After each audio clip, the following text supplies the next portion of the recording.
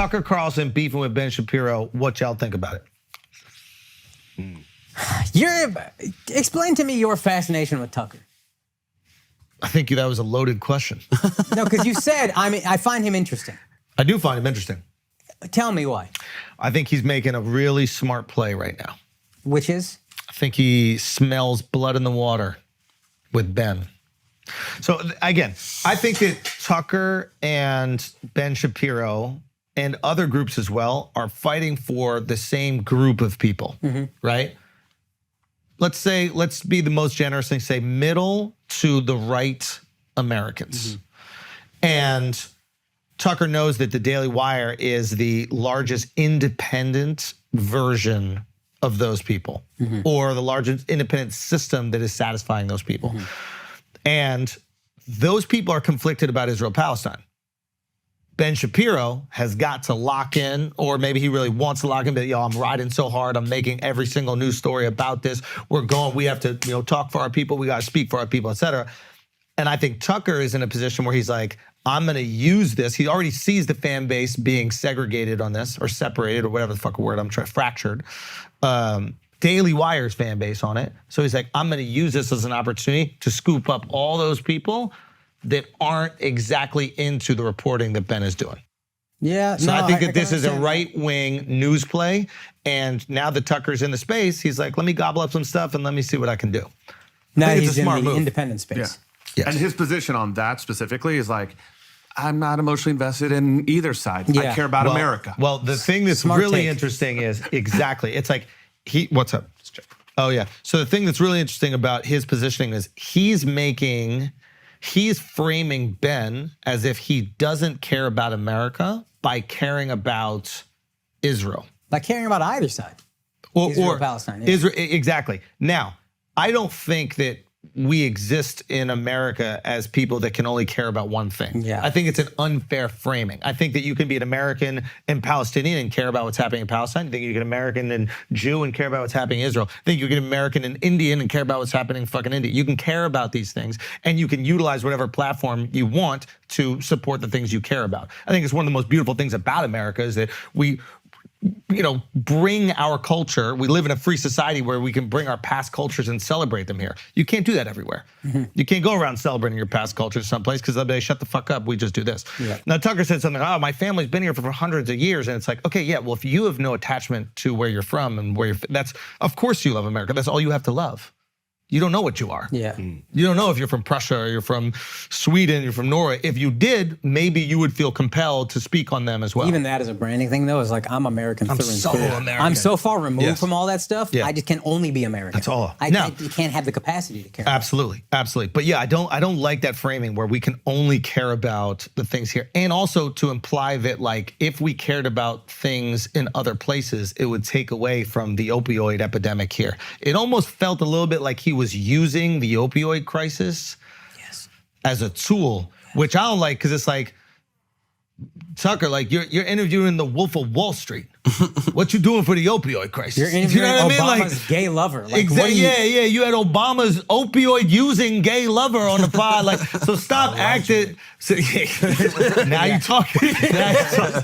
So it's like, and maybe he has a lot of charity work that he's doing for him. Maybe he's donating money from those podcasts to this crisis. But the idea that he would be critical of somebody else using their platform for the things they cared about while he's using his platform for his own interests, I think is a bit hypocritical. Now, he's a sharp dude. Yeah. Tucker's a sharp dude, and he's been through the fucking ringer. Like they came to his house. By they, I mean like people who hated him, protested against, like they showed up at his house with his fucking children. So he's already had mud thrown all over him, and he's survived and continued to thrive. That's a dangerous man. You don't want to fuck with a man like that, because most people have not experienced the worst of the worst, meaning what the public can do to you. Once you've experienced it and you know that you can get past it, bring it on. Like, bring it the fuck on. Now, Ben has also been through that. Ben has been the most hated person on the internet because that was before he became like a real journalist, he was just a troll. that was like trying to piss black people off every single day.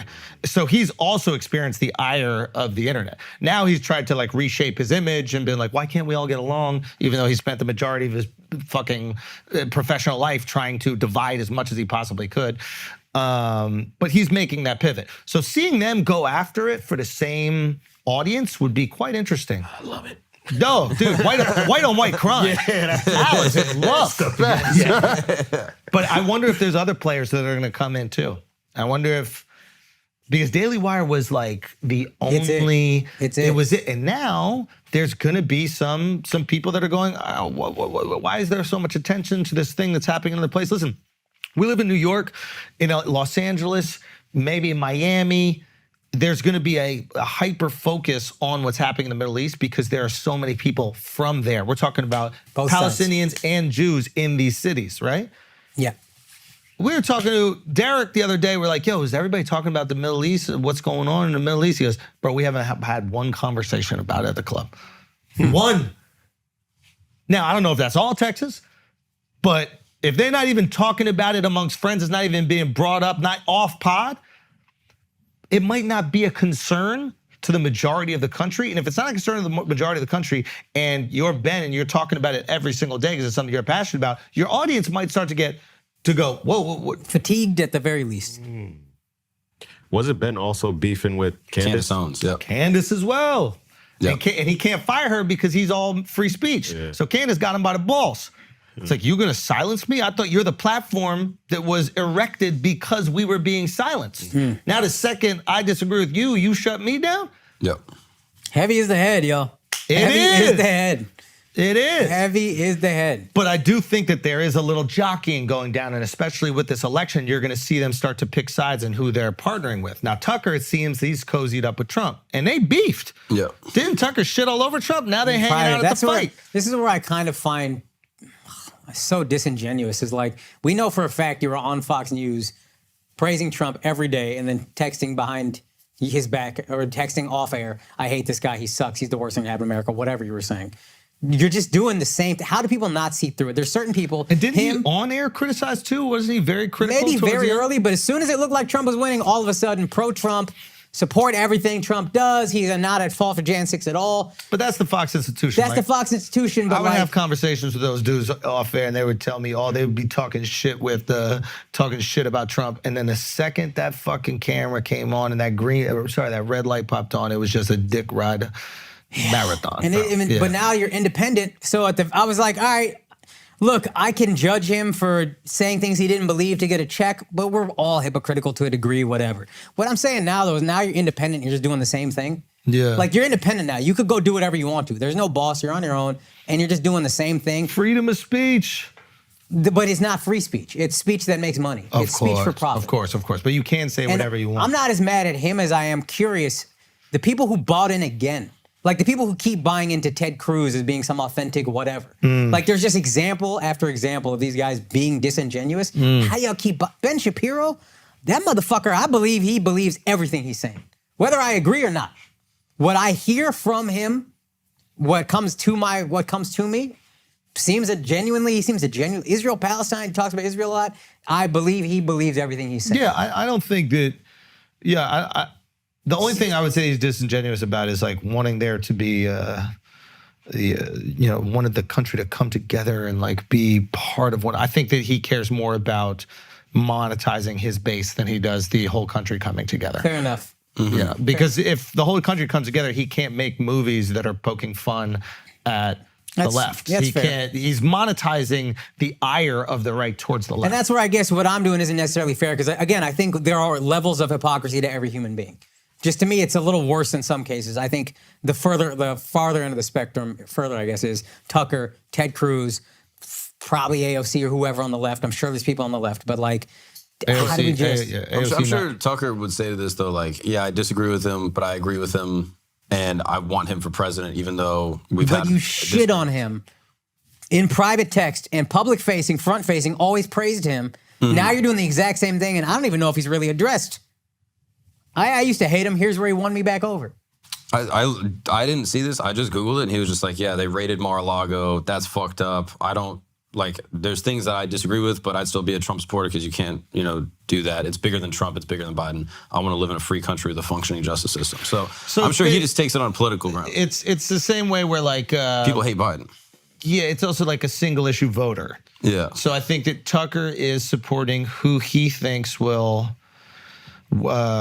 protect the values, the American values that he cares about. And if it looks like the Trump administration is going to do that better than Biden or better than DeSantis or better than anybody else, he's like, okay, I'm going to ride with this, even though there are things that I really don't like. This is paramount. Which I agree on its face is kind of hypocritical, but if you get into the nuance of it, I just Also, that's what most people are. Exactly. For example, like if you're a Jewish person in America and it looks like the right wing, a part of the American government is more supportive of Israel in this war, you might vote Republican easily. Like, for example, I'm sure if there was something with India, if only the Democrats were supporting India throughout this thing that you really cared about, you would at least be open to it. Yeah, for sure. I guess my general feeling, and what you're saying isn't wrong, but my general feeling on him is it seems a little fraudulent to me, and it seems more fraudulent than a lot of these guys. Mm-hmm. Like, it just seems a little more desperate when you're bringing on Obama's alleged gay lover who did, like...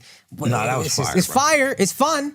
But if you're a serious journalist, it's wild for me to be like, yo, you're a serious journalist. That was fire. I mean, that's important information. If somebody said they sucked the president's dick, you want to talk to them? No. Why are you sucking that thing so hard right when you said that, bro? That black fume, bro. Yeah. Wants to come on here? I would.